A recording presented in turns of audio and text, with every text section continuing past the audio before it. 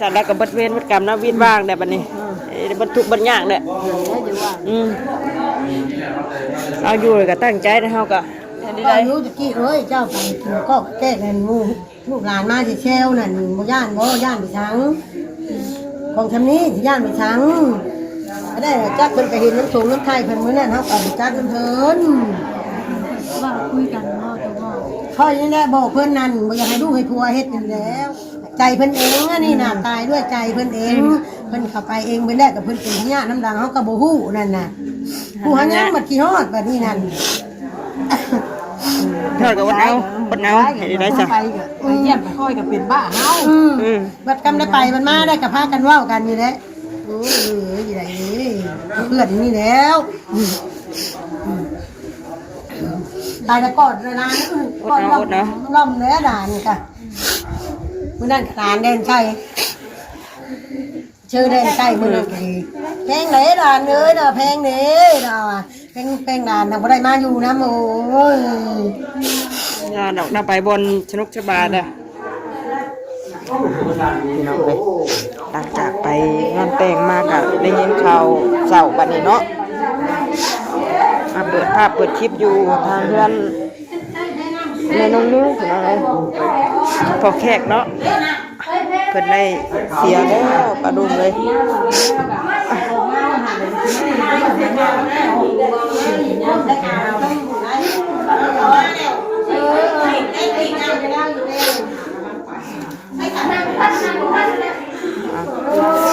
สาวนี่ก็ไปงานแต่งมาอะไรก็มาทางนี้เลยแมงเติกกันเนาะ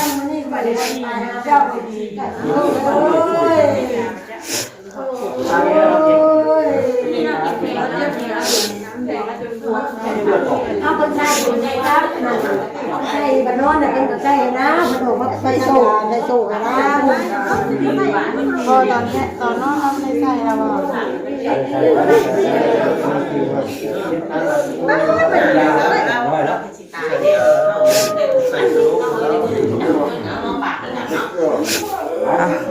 อดีทีชุก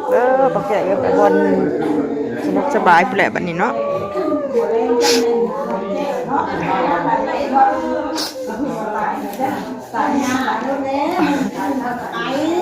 เอาอย่างหมดไอ้พี่น้องเลย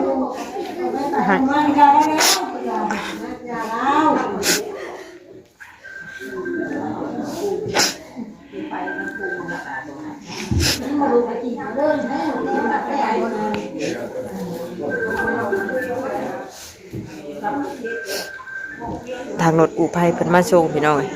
นำส่งมาแต่พุ่นแหละเพื่อนจับพุ่นแหละเนาะก็มาฮอดตอนนี้ก็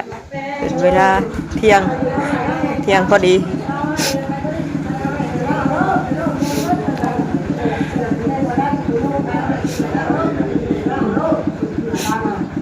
เพิ่นตอนนี้เพิ่นกำลังใช้ศพถุงศพเสื้อเขาได้อยู่นะ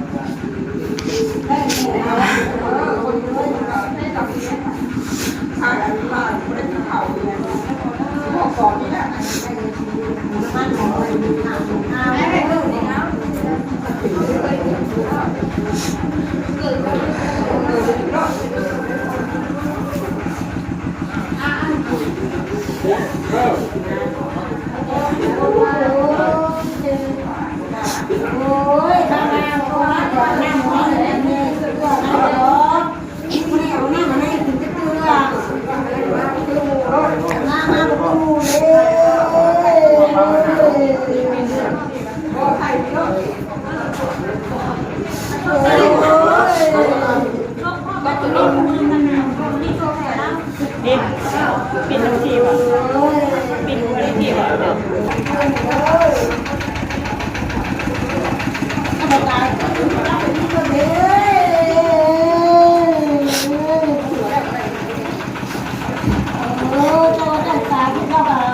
ต้มกินลูกหลานกินเอาเจ้าเลย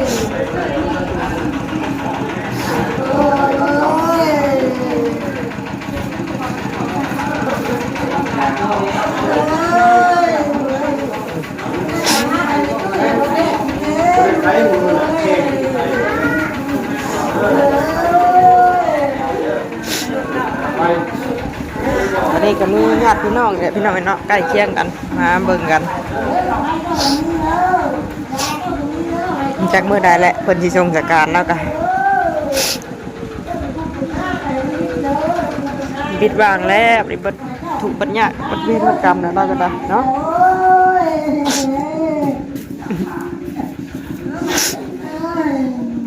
เจ้าผู้บอกมาอย่างไรเขาต้องตายเขาต้องมาทางเขาบอกไปเลย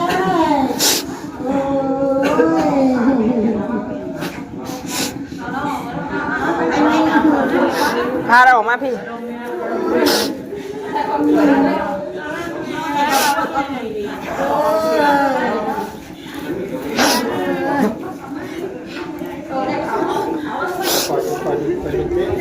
พาเราออกมันออกพาเรามันหนังนอกพี่ก่อนตั้งใจอะตุ้ยเอ้ยตั้งมุกตั้งใจแล้วเห็นได้สะ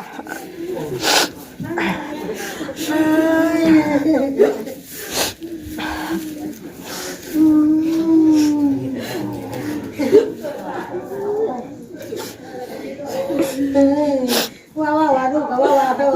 คือมาพระเจ้าเด้อใจแล้วก็ขึ้นขาแล้วก็ลุกขึ้นแบบนี้เองลูกก็จะมาว่าเจ้าแบบนี้บ่เอ้ย จะมือพ้นแล้วก็ได้มือ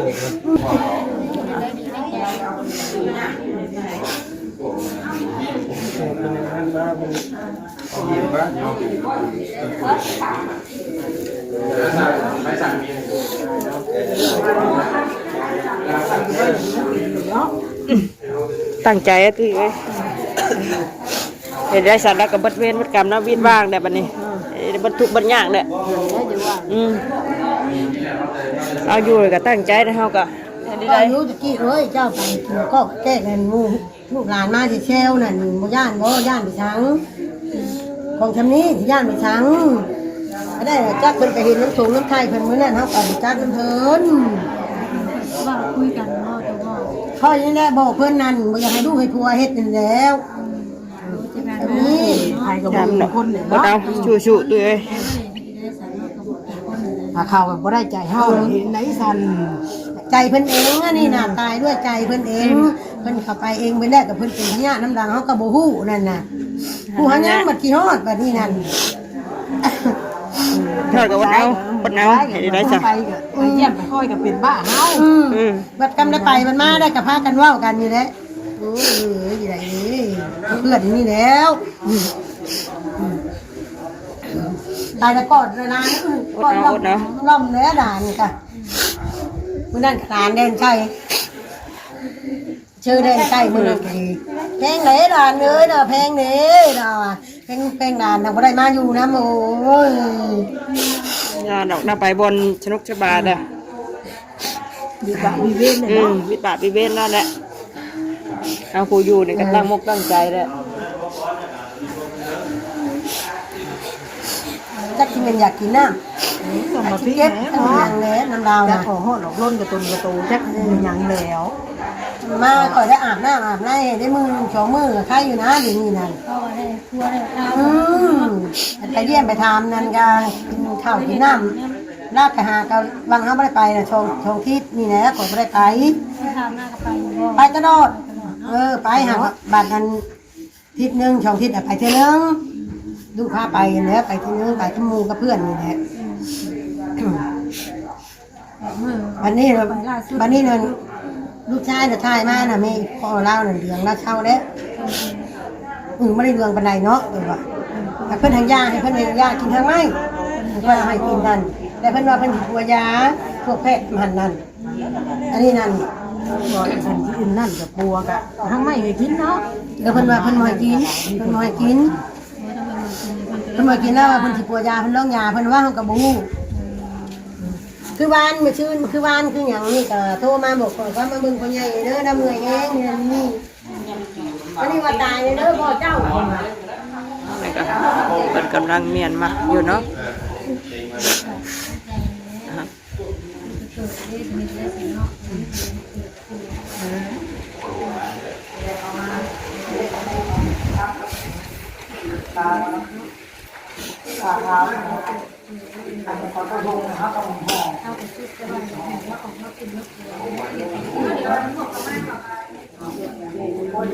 คนยังไปเอาหีบเอาลูกมาพี่น้อยเนาะไปใส่นี่มาซื้อ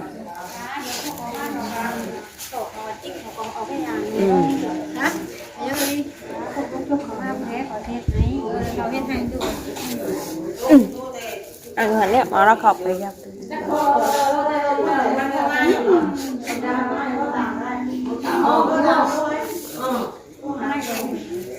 ตัวเองตัวลงจบว่าไปเห็นน้องไปเห็นน้องดีกว่าเห็นว่าน้องมันจะแบบพอดีสำหรับเอาไปนะ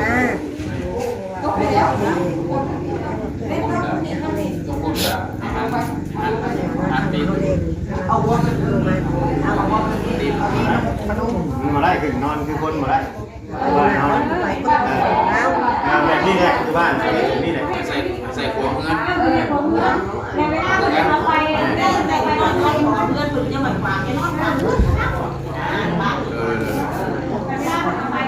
คนเสียคนนั่นแล้วไปใช้นอนขวงเพื่อนบ่ได้นอนคือคนเฮานอนเพียงไรเนาะ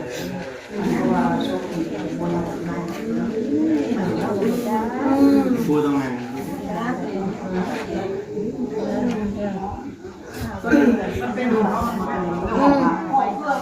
แล้ว พอยังไงลูกหลานเท่านั้นเกิดไปมากพากันกดเครื่องเอาลงลุงก่อนเอาจัดสถานที่บ่ชิตาซุปอากาศก่อนครูบาอาจารย์นั่นและสำคัญแม่นเขาสิให้ครูบาอาจารย์มาเห็นแบบนี้มันก็บ่เป็นเบิ่งสำหรับตัวว่าได้เขาไปคนไปป้าอยู่เฮือนใหม่ก่อนบ่ดีกว่าบ่เครื่องอยากได้เครื่องอะไรจังพากันไปเอาแม่นเลยเอาคนไหนนี่ ว่าเอาขอให้ซะว่าอาจารย์แจ้งนี่มันให้มึงเลยจะพากันนั่งกันนะปฏิบัติงานเอาว่าแล้วกันไม่พากันมาติดอ่างไม่แล้วเนี่ยไปซะพี่น้อยเนาะเดี๋ยวเก็บหันเก็บนี่ลงชอยเพิ่นก่อนเมียนมัดก่อนเนาะเก็บเครื่องเก็บของลงไปเอาไว้อยู่เงินให้ตุ้ยเพิ่นแหละ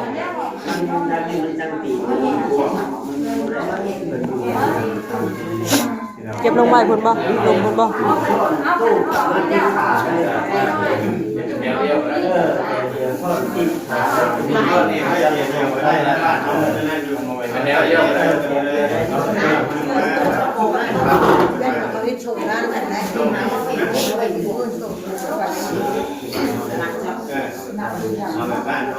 ส่งขายาบอกถึงส่งขายา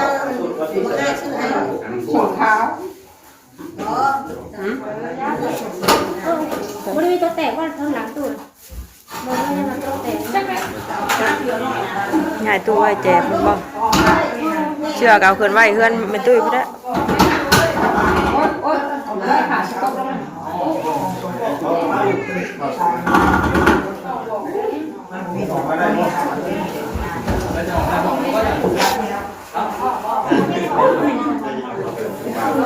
โจมได้โจมได้อย่างนั้นนะจะคอมเมนต์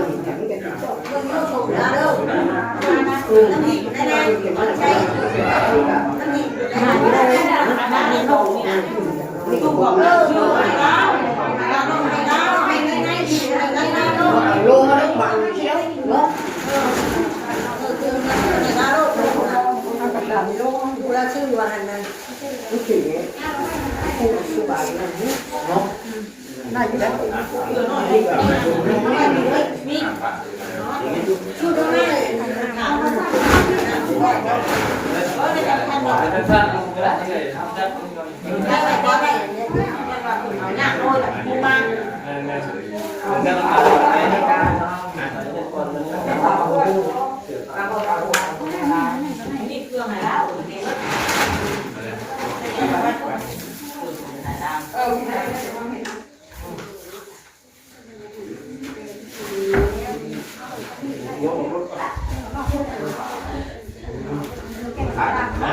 นั้น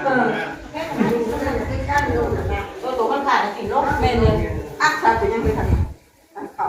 คือคุณระบบ ไปซะ าพี่น้องเอ้ยเนาะให้เพิ่นเมียนเครื่องแม่นของเก็บอันใดมันหกมันเหือเก็บออกมาก่อนเนาะจัดเครื่องจัดของไว้ก่อนเมียนตู้เมียนหยัง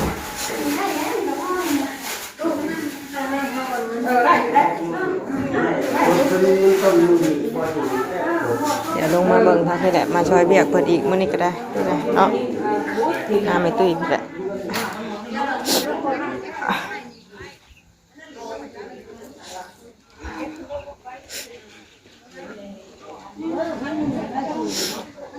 บิดบาบิดเอ็นแล้วพี่น้องเอ้ยไอ้บอดีถึงสุกเด้อพวกแกเลยหายทุกข์หายสุขแล้วบัดนี้บ่เจ็บบ่ปวดแล้วไปบอลเขาบ่ได้หาปลาบ่ได้ซื้อพุ่นน่ะเนาะ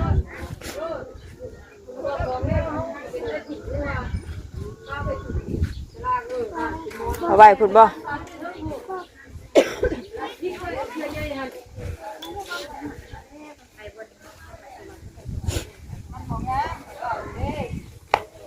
มาเก็บไปครับ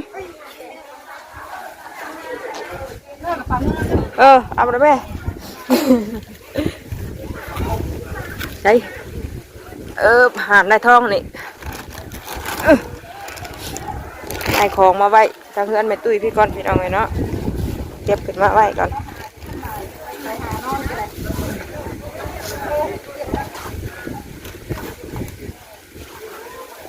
ใช่อ่ะ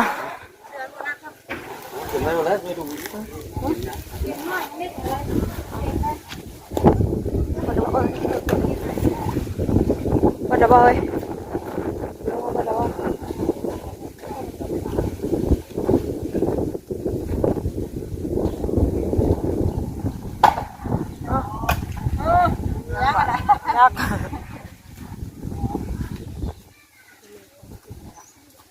คนโยนลงมาหันนะมันบ่มีหมองไหวหมองเก็บเลย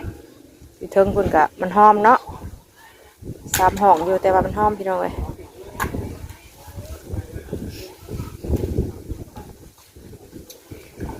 สวยมากกับลมมันนะเ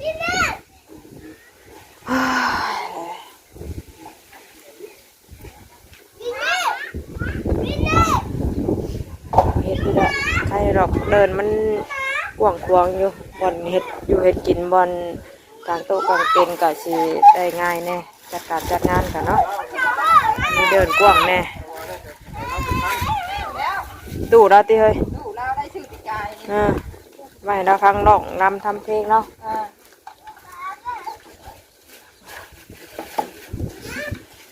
จะครูมาใช้จั่วมาใช้สามานเพิ่นบ่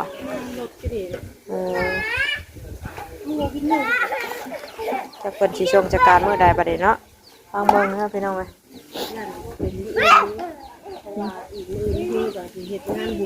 มีบุญอีกเด้อมีบุญญาติกันอีกวันนี้ญาติพี่น้องก็สิเฮ็ดบุญอีกพี่น้องเอ้ยอีก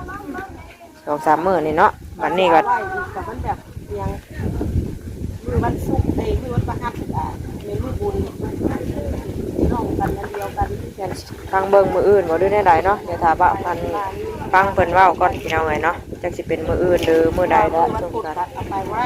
แม่นวันพุธสิเอาไปบ่ได้บ้านเฮาเนาะน่าสิเป็นวันคานวันพฤหัสแต่ว่าวันพฤหัสนี่ก็สิถึกมื้อบุญบ่แม่นบ่มื้อบุญพอดีเลยเนาะทั้งหลายก็ยากพี่น้องเอ้ยช่วงนี้กันเนาะจักบุญจักดอกจักงานศพป่ะโอ้ยยังวิวเอ้ย